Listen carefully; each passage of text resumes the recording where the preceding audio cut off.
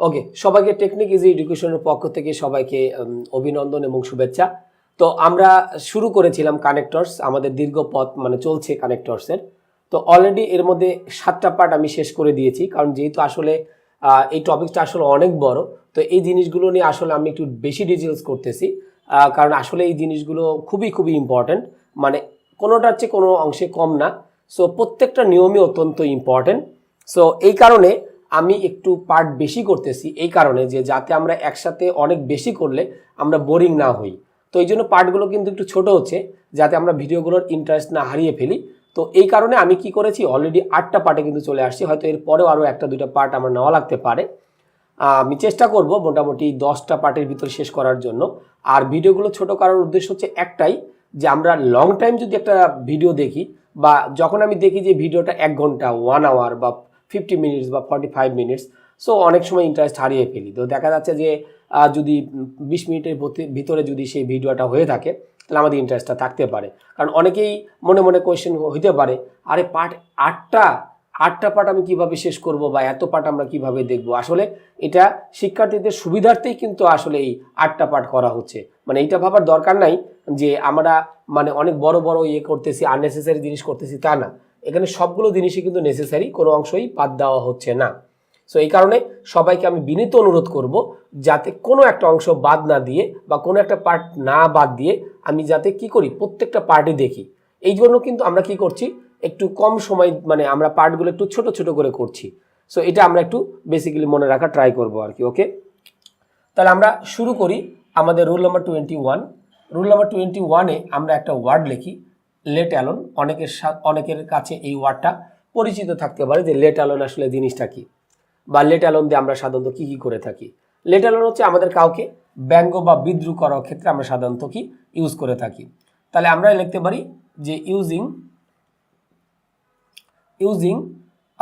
Insulted two anyone. Insult মানে আমরা কিন্তু জানি অপমান করা। ইনসাল্টেড এনিওয়ান মানে যে কাউকে যদি আমি কি করতে চাই, ইনসাল্ট করতে চাই, অপমান করতে যদি চাই, তাহলে আমরা সেই জায়গাতে আমরা কাজ ইউজ করবো, লেট অ্যালোনটাকে আমরা সাধারণত কি করব, ইউজ করব। তাহলে আমরা কানেক্টরস পার্ট 8-এ আমরা যেটা শুরু করলাম রুল নাম্বার 21-এ লেট অ্যালোন, একটু উদাহরণ দেই, তাহলে আমাদের একটু বুঝতে সুবিধা হবে। যেমন আমি এখানে লিখলাম যে হি ক্যান নট, এরপরে কি লিখলাম, বাই এ ফ্যান। তার মানে সে কি করতে পারে না, একটা ফ্যান কিনতে পারে না। এরপর গ্যাপ দিলাম, গ্যাপ দিয়ে লিখলাম হচ্ছে কি, যে বাই হিম অ্যান এসি বা এয়ার কন্ডিশন। ওকে, তাহলে আমরা এখানে যেটা দেখলাম যে he can not buy a fan, অর্থাৎ সে কিন্তু কি করতে পারছে না, একটা ফ্যান কিনতে পারছে না, বা তার ফ্যান কেনার সামর্থ্য নাই। এরপর গ্যাপ দিয়ে বললাম হচ্ছে কি, buy him an air condition. তাহলে যে একটা ফ্যান কিনতে পারে না, তো তাকে যদি আমি বলি যে এয়ার কন্ডিশন কিনে দাও, তাহলে এটা কিন্তু তাকে অনেকটা ইনসাল্টমূলকই, মানে আমরা অনেক সময় কিন্তু ব্যঙ্গ করে এই জিনিসগুলো কিন্তু আমরা প্রকাশ করে থাকি। তাহলে আমরা এখানে কি দিব, আমরা এখানে দিব হচ্ছে কি লেট অ্যালোন। কারণ যার একটা ফ্যান কেনার সামর্থ্য নাই, সে অবশ্যই এসি কিনতে পারবে না। তাহলে আমরা এখানে কি দিব, লেট অ্যালোন। এটা কিন্তু আমরা বেসিক্যালি কি করব, ইউজ করব। তাহলে আমরা আশা করি এই বিষয়টা মোটামুটি ভালোভাবে বুঝতে পারলাম যে একজন ফ্যান কিনতে পারতেছে না, তো তাকে যদি আমি কি করতে বলি, যে একটা এয়ার কন্ডিশন যদি আমি কিনতে বলি, তাহলে এটা তার জন্য একটা ব্যঙ্গ বিদ্রুপ। তো আমাকে কিন্তু এই ওয়ার্ডটা কি করতে হবে, এখানে ইনসার্ট করাইতে হবে বা বসাইতে হবে আর কি। ওকে, আরও একটা উদাহরণ দেখি, তাহলে আমাদের বিষয়টা আরেকটু ক্লিয়ার হবে। যেমন আমি এখানে লিখলাম যে he can not walk 1 mile. তার মানে সে 1 মাইল কি করতে পারে না, হাঁটতে পারে না। এরপর গ্যাপ দিয়ে বললাম যে ওয়াক হিম, তার সাথে আমি লিখলাম হচ্ছে কি 10 মাইলস। তো তাকে কি করো, 10 মাইল হাঁটতে বলো। তাহলে এই জন্য আমরা এখানে কি বলতেছি, লেট অ্যালোন, এটাকে আমরা সাধারণত কি করলাম, দিয়ে দিলাম। তাহলে আমি এখানে যেটা বললাম যে আমি যদি কাউকে এরকম ব্যঙ্গ যদি আমরা করে থাকি, তাহলে আমরা সাধারণত সেক্ষেত্রে আমরা কাজ ইউজ করবো, লেট অ্যালোন ওয়ার্ডটাকে আমরা সাধারণত কি করবো, ইউজ করব। কারণ লেট অ্যালোন ওয়ার্ডটা কিন্তু আমাদের সাধারণত কি কাউকে কোনো ব্যঙ্গ বা বিদ্রুপ করার ক্ষেত্রে আমরা সাধারণত কি করে থাকি, ইউজ করে থাকি। তাহলে আশা করি লেট অ্যালোনের বিষয়টা কিন্তু আমরা মোটামুটি বুঝতে পারলাম যে কাউকে ব্যঙ্গ বিদ্রুপ করার ক্ষেত্রেই আমাদের বেসিক্যালি লেট অ্যালোন ওয়ার্ডটাকে আমরা সাধারণত ইউজ করে থাকি। এরপর আমরা চলে আসি আমাদের পরবর্তী নিয়ম, রুল নাম্বার হচ্ছে আমাদের 22। আমাদের 21 নম্বর নিয়ম শেষ, আমরা চলে আসি রুল নাম্বার 22-তে। তো এখানে আমরা একটা বেশি ইম্পর্টেন্ট জিনিস লিখবো, সেটা হচ্ছে অ্যাজ ইফ আর হচ্ছে আমাদের কি অ্যাজ দো। ওয়ার্ড দুটোর সাথে আমরা কিন্তু সবাই কম বেশি পরিচিত, অ্যাজ ইফ আর হচ্ছে কি as though. As if R as though এখানে আমরা সাধারণত কোন কোন ক্ষেত্রে আমরা সাধারণত ইউজ করে থাকি? তো আমরা এই দুইটার বাংলা অর্থ কিন্তু আমরা জানি, এই দুইটার বাংলা অর্থ কিন্তু সেম, যেন। অ্যাজ ইফ মানে যেন, আবার অ্যাজ দো যখন বললাম এর বাংলা অর্থ কিন্তু সেম, যেন। তাহলে এখন আমরা এই স্ট্রাকচারটা একটু লিখে রাখি, যদি এই দুইটার ভিতর যে কোনো একটা স্ট্রাকচারে পড়ে তাহলে সেক্ষেত্রে অ্যাজ ইফ অথবা অ্যাজ দো দুইটার যে কোনো একটা ইউজ করতে হবে। তাহলে আমি একটু লিখি যে আমাদের ফার্স্ট শর্তের ভিতরে যেটা থাকবে প্রেজেন্ট ইনডিফিনিট প্লাস এর সাথে আমরা এখানে যেটা দিব অ্যাজ ইফ, অথবা আমরা এখানে কি দিব অ্যাজ দো, প্লাস হচ্ছে আমরা এর সাথে আমরা কোন টেন্স দিব পাস্ট ইনডিফিনিট। ওকে, আর আরেকটা ক্ষেত্রে আমরা অ্যাজ ইফ আর অ্যাজ দোটাকে আমরা ইউজ করতে পারি, সেটা আমি 2 নম্বর ইয়েতে লিখি। সেটা হচ্ছে আমি এখানে কি লিখলাম পাস্ট ইনডিফিনিট প্লাস হচ্ছে আমাদের কি অ্যাজ ইফ অবলিক দিয়ে আমরা কি লিখলাম অ্যাজ দো। এরপর আমাদের কি করতে হবে পাস্ট পারফেক্টটাকে আমাদের বেসিক্যালি ইউজ করতে হবে। তাহলে এখন আমাদের এখানে যে বিষয়টা থাকে যে আমরা যেটা দেখলাম যে অ্যাজ ইফ অ্যাজ দো দুইটার বাংলা অর্থ কিন্তু আমাদের সেম, যেন। অ্যাজ ইফ মানেও যেন, অ্যাজ দো মানেও কিন্তু যেন। তাহলে অ্যাজ ইফ অ্যাজ দোর পূর্বে যদি প্রেজেন্ট ইনডিফিনিট থাকে তাহলে এরপর আমরা কোন টেন্স দিব পাস্ট ইনডিফিনিট। আর অ্যাজ ইফ অ্যাজ দোর পূর্বে যদি পাস্ট ইনডিফিনিট দেওয়া থাকে তাহলে এরপর আমাদের কি করতে হবে পাস্ট পারফেক্টটাকে দিতে হবে। তো যাই থাকুক না কেন আমাদের দুইটা কন্ডিশন মিললেই আমরা এই দুইটার যে কোনো একটা কনজাংশন বেসিক্যালি ইউজ করতে পারবো। তো আমরা যদি একটু উদাহরণ দেখি, যেমন আমি এখানে লিখলাম যে হি টক্স, গ্যাপ দিয়ে লিখলাম যে he knew everything. He knew, তার সাথে আমি এখানে কি লিখলাম এভরিথিং আমি মোটামুটি দিয়ে দিলাম। তাহলে এটা হইতে পারে, মানে আমাদের সেন্টেন্সটা এভাবে থাকতে পারে, অথবা আমাদের আরেকটা ভাবে থাকতে পারে। যেমন আমি এখানে লিখলাম যে হি টকড, গ্যাপ দিয়ে আমরা লিখলাম হচ্ছে হি হ্যাড, এরপর আমরা এখানে কি লিখলাম নন এভরিথিং। নন তার সাথে আমি এখানে কি লিখলাম এভরিথিং। তো আমরা যদি একটু জিনিসটা দেখি, এটা কিন্তু আমি কমপ্লেক্স সেন্টেন্সেও আলোচনা করেছিলাম, বাট এখানে শুধুমাত্র কিন্তু কানেক্টরস আকারে আসবে, মানে আমরা যে কানেক্টরসটা ইউজ করব শুধুমাত্র সেইগুলো নিয়ে আমরা মূলত কি করব একটু আলোচনা করব। তাহলে এখন আমাদের যেটা থাকছে যে হি টক্স, গ্যাপ দিয়ে লিখলাম হচ্ছে হি নিউ এভরিথিং। তাহলে আমরা 1 নম্বরটা যদি খেয়াল করি তাহলে প্রথমটাতে আমাদের যেটা দেওয়া আছে যে আমরা দেখতে পাচ্ছি গ্যাপের উপরে কন্টেন্স দেওয়া আছে প্রেজেন্ট, এখানে আমরা কি দিব ইনডিফিনিট। এরপর গ্যাপের পর আমরা কি দিয়েছি, গ্যাপের পর আমরা দেখতে পাচ্ছি কন্টেন্স দেওয়া আছে পাস্ট ইনডিফিনিট দেওয়া আছে। আবার পরটা যদি একটু খেয়াল করি হি টকড, এটা হচ্ছে আমাদের কন্টেন্সে দেওয়া আছে পাস্ট ইনডিফিনিটে দেওয়া আছে। এরপর আমাদের কি দেওয়া আছে পাস্ট পারফেক্টে আমাদের দেওয়া আছে। তাহলে আমাদের বেসিক্যালি বিষয়টা আমরা একটু যদি মনে রাখি আর কি, যে এই যে আমাদের স্ট্রাকচারটা ছিল 1 এবং 2, পরবর্তীতে কিন্তু আমরা এখানে কি লিখছি 1 এবং 2 এর ইয়েটা কিন্তু আমরা লিখে দিয়েছি। তাহলে হি টক্স, গ্যাপ দিয়ে লিখছি হি নিউ এভরিথিং, আর পরেরটাতে লিখছি হি talked he had known everything. তাহলে আমি দোনোটাতে কিন্তু এখানে কি দিতে পারি, আমি এখানে অ্যাজ ইফও দিতে পারি, আবার চাইলে আমরা এখানে কি দিতে পারবো অ্যাজ দোটাকে হচ্ছে আমরা বেসিক্যালি দিতে পারবো। সেম পরেরটার ক্ষেত্রে সেম একই অ্যাজ ইফ, অথবা আমরা চাইলে এখানে কি দিতে পারবো অ্যাজ দো, এটাও কিন্তু আমরা বেসিক্যালি কি করতে পারবো দিতে পারবো। তাহলে আমরা মোটামুটি 21 এবং 22-এ আমরা কিন্তু বেশ ইম্পর্টেন্ট একটা জিনিস নিয়ে আমরা একটু আলোচনা করলাম, যে লেট অ্যালোন এবং হচ্ছে অ্যাজ এবং অ্যাজ দোটাকে আমরা সাধারণত কোথায় এবং কীভাবে আমরা সাধারণত ইউজ করে থাকি। তো আশা করি রুল নম্বর 21 এবং 22 খুব একটা কঠিন নিয়ম আমাদের ছিল না, আমরা বেশ ইজিলি ভাবেই এই জিনিসটা আমরা ক্যাপচার করতে পেরেছি। তো রুল 21 এবং 22 এ পর্যন্তই। নেক্সটে আমরা রুল 23 থেকে আমরা ডিসকাস করব। তাহলে আমরা শুরু করি রুল নাম্বার 23। ইতিমধ্যে আমরা 21 এবং 22 আমরা এই পার্টের ভিতরে অলরেডি আলোচনা করেছি। এখন আমরা রুল নাম্বার 23 হচ্ছে আমরা একটু আলোচনা করি। তো আমাদের কিছু ওয়ার্ড আছে যেগুলো আমাদের কানেক্টরস ইউজ করা হয়, যেমন আমরা লিখলাম ফার্স্টলি, তারপর আমরা কি দিতে পারি সেকেন্ডলি, অনেকে থার্ডলি দেয়, বাট থার্ডলিটা অত বেশি প্রিফারেবল না। এরপর আমরা কি দিতে পারি দেন, মানে সিরিয়ালটা মেনটেন করতে হবে। এরপর আমরা কি দিলাম আফটার দ্যাট, এরপর আমরা যেটা দিলাম হচ্ছে আফটার দ্যাট, অথবা আমরা এখানে কি দিতে পারি ফার্দার মোর, এটা আমরা দিতে পারি। এবং এরপরে লাস্টে আমরা দিতে পারি হচ্ছে কি অ্যাট লাস্ট, অথবা আমরা দিব হচ্ছে কি ফাইনালি। এই দুইটা আমরা কিন্তু লিখতে পারি আর কি। তাহলে আমরা যদি একটু লিখি firstly, secondly, then, after that, তারপর আমরা কি লিখলাম ফার্দার মোর। ফার্দার বানানটা ভুল হয়ে গিয়েছিল, ফার্দার মোর। ফার্দার মোর মানে তদুপরি বা ইয়া ছাড়াও তাছাড়াও। আর লাস্টে আমরা লিখছি হচ্ছে অ্যাট লাস্ট, অথবা হচ্ছে কি ফাইনালি। তাহলে আমরা এই যে সিকোয়েন্সটা মেনটেন করলাম, তো অনেক সময় আমাদের একটা গল্প এরকমভাবে দেওয়া থাকবে, তো আমাকে কিন্তু কি করতে হবে এইভাবে সাজিয়ে লিখতে হবে। ওকে, তাহলে আমরা যদি একটা প্যাসেজ লিখি, যেমন আমি এখানে লিখলাম যে বাংলাদেশ এখানে আমি লিখলাম হ্যাজ ফেসড মেনি প্রবলেমস। তাহলে বাংলাদেশ কি অনেকগুলো সমস্যার কি করছে, সে সম্মুখীন হচ্ছে। তাহলে আমরা এখানে যেটা লিখলাম যে Bangladesh has faced many problems, Bangladesh হচ্ছে অনেকগুলো সমস্যার সম্মুখীন হচ্ছে। এরপরে যদি আমরা লিখি এখানে শি দিব, কারণ আমাদের মাতৃভূমি তো অবশ্যই শি দিতে হবে। যেমন আমি এখানে লিখলাম শি হ্যাজ, তার কি আছে, আমি এখানে লিখলাম হচ্ছে কি পভার্টি প্রবলেম, দারিদ্রতা একটা সমস্যা আছে, পভার্টি প্রবলেম দিলাম। এরপরে তারপরে আমরা দিলাম হচ্ছে কি মানে তার বর্ণনাগুলো আমরা দিলাম। এরপরে যদি আমরা লিখি যে শি অলসো হ্যাজ, আমি এখানে লিখলাম ফাইন্যান্স প্রবলেম।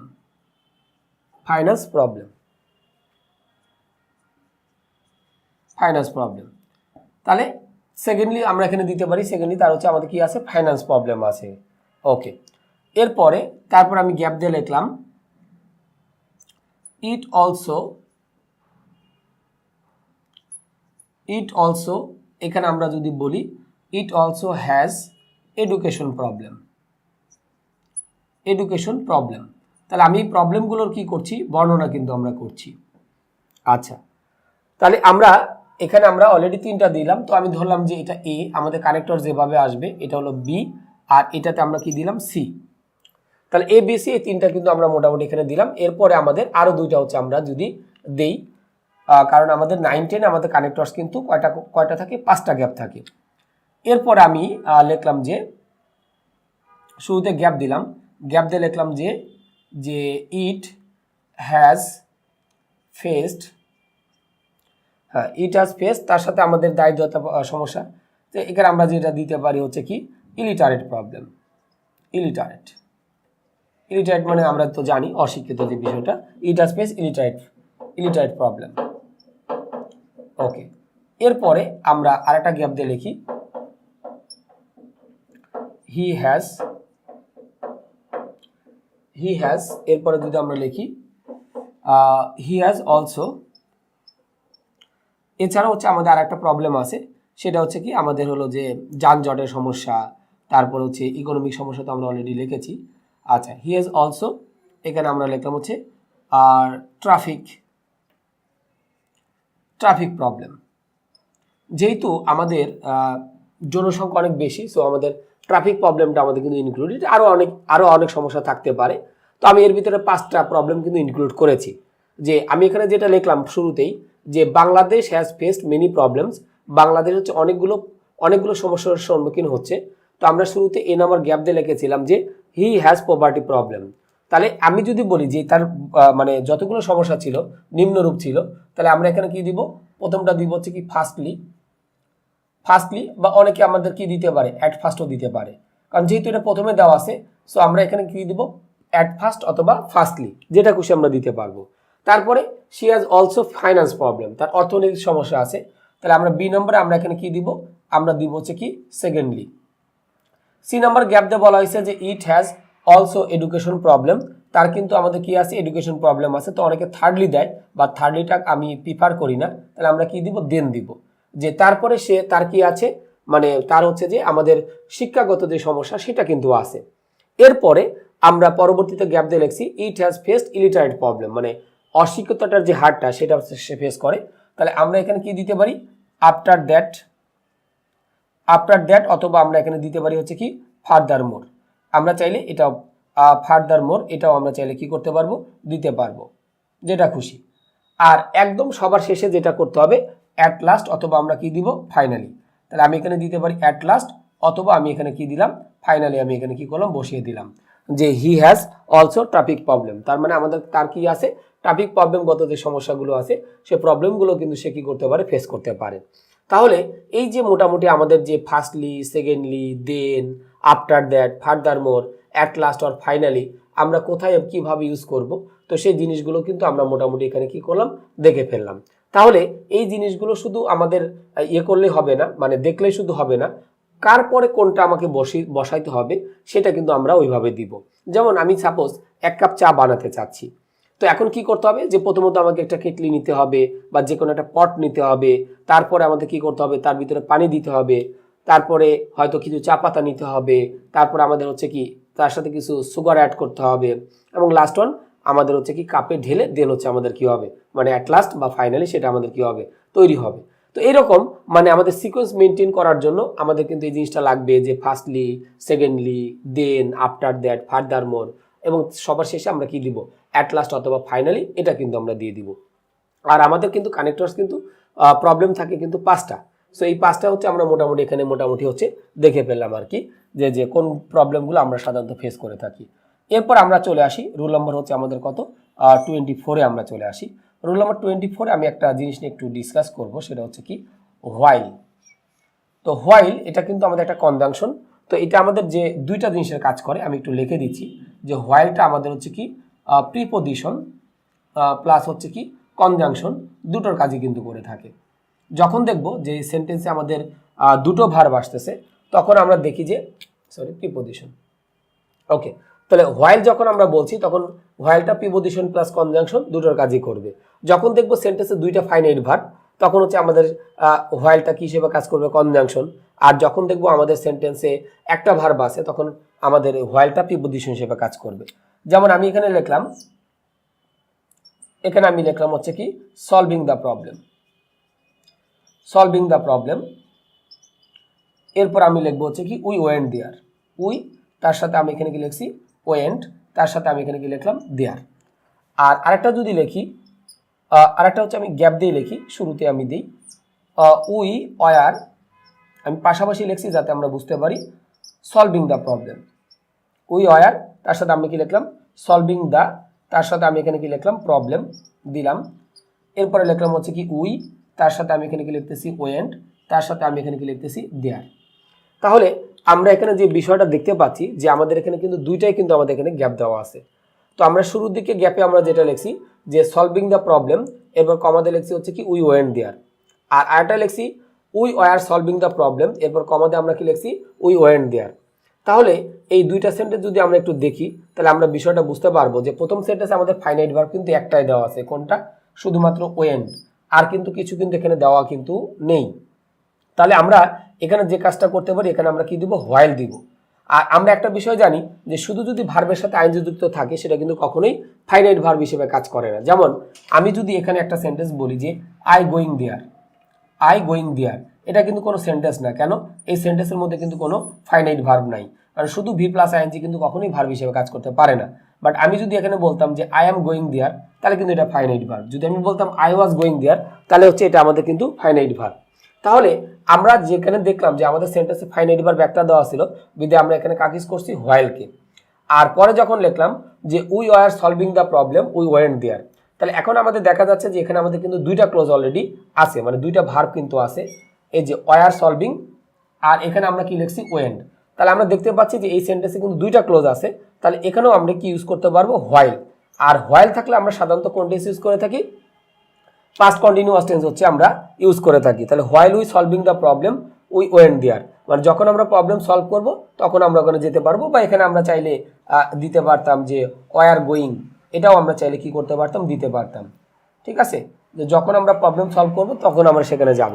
কারণ হোয়াইল দিয়ে আমরা সাধারণত কি করে থাকি পাস্ট কন্টিনিউয়াস টেন্সটা আমরা সাধারণত কি বেশি ইউজ করে থাকি। তাহলে আমাদের হোয়াইলটা কি হইতে পারে যে আমরা কিছু ওয়ার্ডকে যুক্ত করার জন্য ইউজ করতে পারি, আবার দুইটা কনজাংশন যুক্ত করার জন্যও কিন্তু আমরা কি এই হোয়াইলটাকে আমরা বেসিক্যালি ইউজ করতে পারি। তো আমরা এখানে যেটা দেখলাম যে রুল নাম্বার 23 এবং 24 এই দুটাও বেশ আমাদের ইম্পর্টেন্ট, কারণ আসলে কখন যে আমাদের কোনটা আমাদের ইউজ করতে হবে এটা আমরা জানি না। তো সবগুলোই কিন্তু আমাদের এখানকার কিন্তু বেসিক্যালি বেশি ইম্পর্টেন্ট আর কি। তো আমাদের হচ্ছে রুল নাম্বার 23 এবং 24 আমাদের মোটামুটি এতটুকু পর্যন্তই, এবং পার্ট 8ও আমাদের এতটুকু পর্যন্তই। তো নেক্সট আমাদের পার্ট 9-এ আমরা নতুন কোনো নিয়ম নিয়ে আবার হচ্ছে আমাদের কানেক্টরস আমরা শুরু করব। তো সে পর্যন্ত সবাই ভালো থাকবেন এই আশা ব্যক্ত করে আমি পার্ট 8 এখানে শেষ করছি।